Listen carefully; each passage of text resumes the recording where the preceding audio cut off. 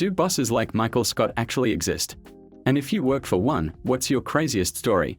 Story 1. Had a manager at my previous job that really tried his best to be everyone's BFF.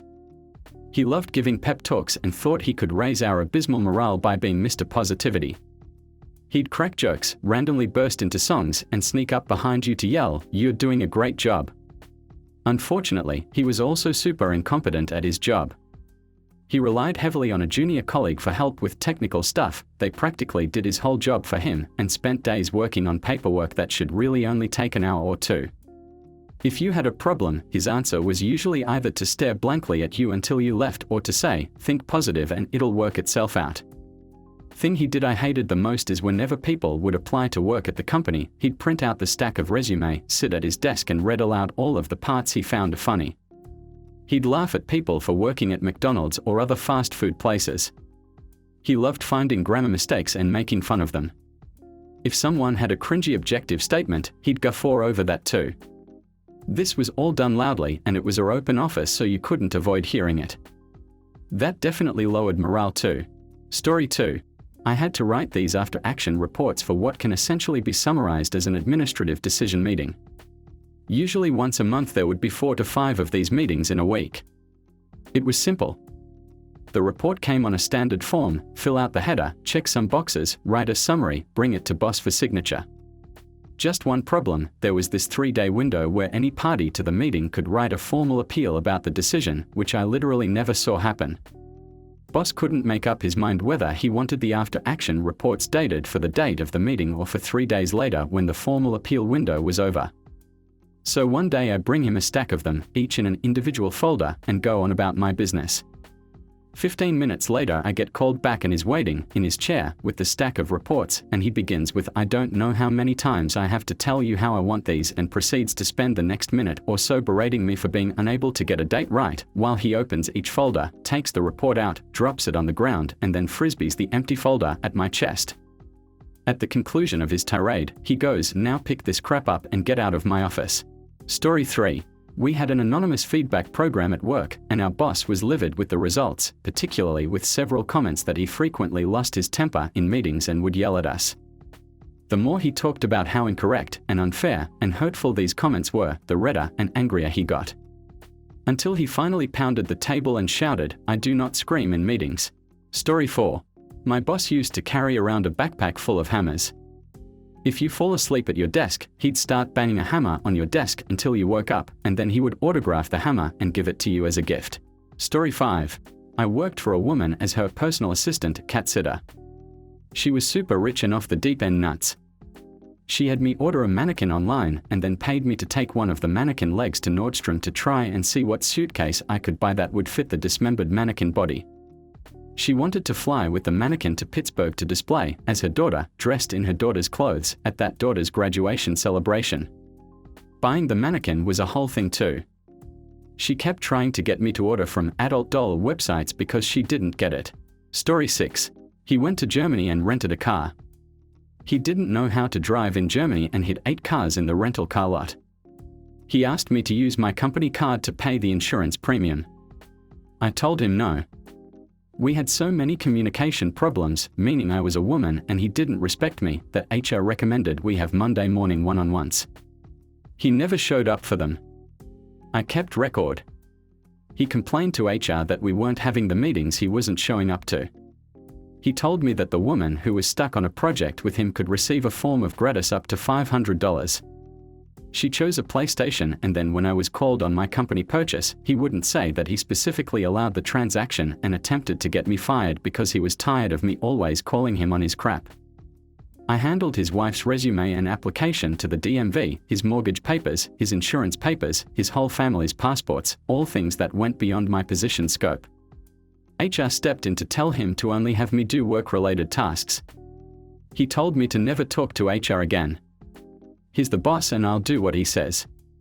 He was standing with his same level executive co-workers, all of whom I supported, and while the other 3 wished me good morning, he literally went out of his way to ignore me. The irony is that he volunteered me for a lot of crap I excelled at, and I failed up while he failed out. Turns out the protection he got while his brother was CIO disappeared as soon as the brother left the company. He transferred out of IT and became engineering's problem before I left the company. At a company Christmas party, he bet the department that we couldn't climb the rock wall faster than him. He ended up severely spraining his ankle and withholding the $100. Also, another boss decided we needed to have a raffle to boost morale. I got an iPad and some gift cards. Boss who wanted to boost morale won the iPad and kept it. Freaking what? None of us could believe it. Story 7. I had a boss, and I am not kidding, it was like he watched The Office and took it for a real documentary and applied Michael Scott's management lessons accordingly. Not the craziest, but here's the best example of a daily interaction with him. He decided that the reason we were struggling to keep to time frames is because our checklist was not right. However, he has no experience in our field of work, so he did not know what was actually needed. The real issue was severe understaffing, but he got it in his head and there was no talking him out of it. So I redid the checklist to have the same layout, I just changed the order of the items. He didn't actually realize I changed the order, he just took one look and decided that nope, it's not right. So I went back to the original version and put the check boxes on the left instead of the right. Literally all I did. Apparently it was perfect and we would see an improvement in our time frames because of his idea to fix the checklist. Story 8. I literally had a boss who would stop us in the middle of our work and hold company-wide meetings talking about 9/11 conspiracies and chemtrails. Mind you, we were a furniture-making company. He would get so caught up in his conspiracy theories that he forgot to order wood to make furniture 1 month. Story 9. I once worked for a family-owned contracting company where my boss often had loud fights with her husband, mother, and sister, an addict with a penchant for stealing, in the halls. I have a million wonderful stories about that workplace, but one that stuck out to me is this. Once for someone's birthday, she decided it would be fun to buy an anatomically correct, male blow-up doll. She took this doll into the office, blew him up, and dressed him in a construction vest. When I walked by, my boss was trying to manipulate the position of the blow-up penis and asked me if I wanted to be the fluffer. Story 10.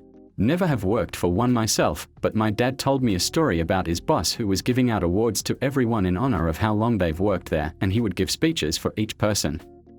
A woman employee received her award and he gave a speech about the story of how she came to work there. And he said, "At first I didn't want to hire her because she was so hot. My dad's not working there anymore, but I love that story because I will never not picture Michael Scott giving Pam a Dundee and saying that about her." Story 11. I had a boss that used to watch me through a gap in the glass partition between our desks. She wanted to see if I was paying attention during meetings. One day, I put a large folder to cover the gap and she freaked. I still laugh when I think about it. Story 12. My boss is certainly Michael Scott-esque. When I first started, I was essentially Pam as well, since I was both receptionist and his assistant to some extent. My favorite story was back when we were prepping for a conference.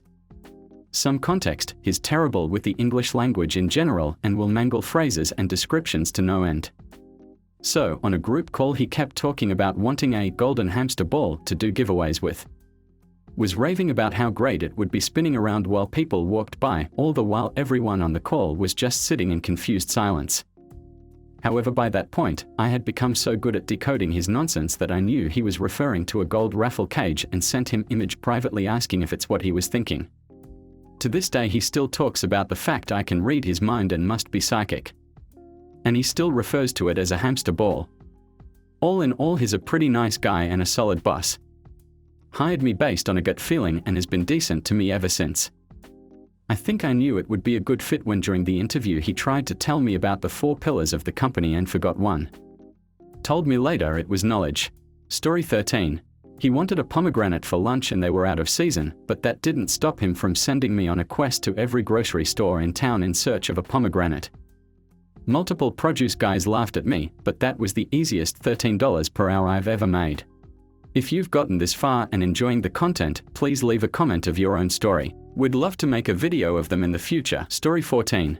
I had a boss once who spent all morning locked in his office. He asked me to come in after lunch where he showed me a handmade graph. He then proceeded to explain that this was a chart of all the time he got laid in his life. He goes, "See, here it is blank until I joined the army. Then I went to a hooker here. Then they sent me to Vietnam where hookers only charge $2 per time. That's where you see the big jump. I was on 2 tours but then got shot in the face. I came back home and you see how it just drops to almost nothing. I was astounded. Story 15. I had a boss sneak up behind a middle-aged female employee and picked her up, then immediately drop her down saying, "I didn't think you weighed that much." He could not stop laughing. He was the principal. This occurred during passing period in a crowded middle school hallway. Story 16. While I never had a Michael Scott type boss, I did have a Ron Swanson type boss. He was completely no-nonsense and humorless and seemed like a real hard-ass at times. He spoke exclusively in abrupt, clipped sentences or downright abstained from speaking. Once he left the store for the day, he was completely unreachable by phone or email, and any mail for him arrived at the store or at his P.O. box. The store was in a strip mall and I'd regularly arrive at work to see him doing repairs to the entire structure, repaving or filling potholes in the parking lot. When the store was robbed, he was tied up by the criminals. He tried to stop them and was shot in the head. Luckily for him, it was a BB gun. Unluckily for the robbers, it made him angry. He broke the chair he was tied to but also broke his collarbone doing so. He body-checked one of the guys through a display case and then bit the other guy until he dropped the gun and they ran away. His name was Doug, and he was the best boss I ever had. Story 17. My mom's boss was the head manager at an office job in suburbia, pretty similar number of employees and function to the office in the show. He was in his late 40s at the time and invited himself to my mom's birthday party at our house one year. Basically, it was just my siblings and a few family friends meeting up to play cornhole and chat for a couple hours. He showed up in pastel blue shorts, a pink polo, and flip-flops with a case of Natural Light. He got hammered by like 9 p.m. and started yelling at everyone. He saw a couple of our neighbors drinking next door and took the liberty to invite them over. Eventually he ended up in a wrestling match with one of the neighbors in the living room, which he finished by lifting the neighbor up in the air and body slamming him directly onto our coffee table. His final act of the evening was crapping his pants in the kitchen and passing out on the linoleum. Story 18. I had a boss that used to watch me through a gap in the glass partition between our desks. She wanted to see if I was paying attention during meetings. One day, I put a large folder to cover the gap and she freaked. I still laugh when I think about it. Story 19. I used Michael Scott as a reference point for an old boss of mine from the moment I started working there. He made Chewbacca noises on the regular because one of my coworkers' names sort of vaguely sounded like Chewbacca even though it didn't. He used voice to text extremely loudly in his office for no reason to send really personal messages. Got really excited and wore a specific vest anytime we had after-work outings scheduled. Shouted the same 7 references to old movies and extremely awkward hip-hop song quotes 100 times a day, and insisted on greeting all our international coworkers very loudly in their language. They all speak perfect English, looking around for approval afterward, and then fully giggling at everyone's French accents on conference calls. He also told me a lot about an improv show he did for a full year after it happened. That said, he had all the good parts too. He never hesitated to go to the mat for any of us whether we deserved it or not. He gave really sage business advice and great examples of how to face challenges out of absolutely nowhere. He came to every community play I did in the 4 years I worked for him and told everyone else in the office how good I was in it for the following month and chastised them for not coming. When things really got serious or bad in my life, he couldn't have been more kind, helpful, and supportive. Honestly, probably the best boss I'll ever have. Story 20. Worked with a genuine Michael Scott, a nice, well-meaning person who just did some absurd things. We had kidnapping drills one day where we learned how to not be kidnapped. Notably, this was a regular, boring office in a regular, boring suburb. No reason why kidnapping would be on anybody's radar. He and several of the guys randomly broke out into a push-up contest. Again. White-collar office, middle-aged dudes in khakis. Couldn't remember the nationality of our Hispanic colleague. Tried to learn Spanish to make her feel special when she returned from maternity leave. 1. What he learned was not Spanish, and 2. She was from Portugal. She knew like 5 words of Spanish.